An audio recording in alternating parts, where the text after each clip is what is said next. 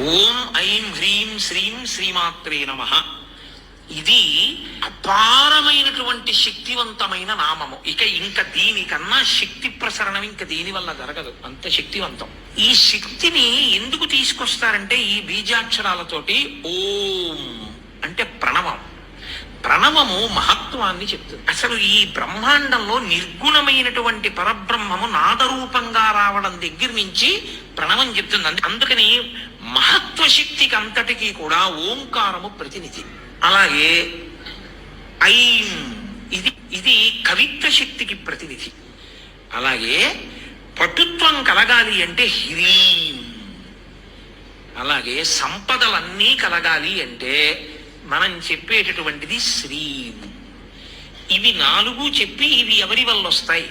ఇవన్నీ కదలికలకి సంబంధించిన విషయాలు. ఇవన్నీ ఆదిశక్తి వలన వస్తాయి. అందుకని ఆ పరదేవతని పిలిచేటప్పుడు ఓం ఐం హ్రీం శ్రీం శ్రీమాత్రే నమః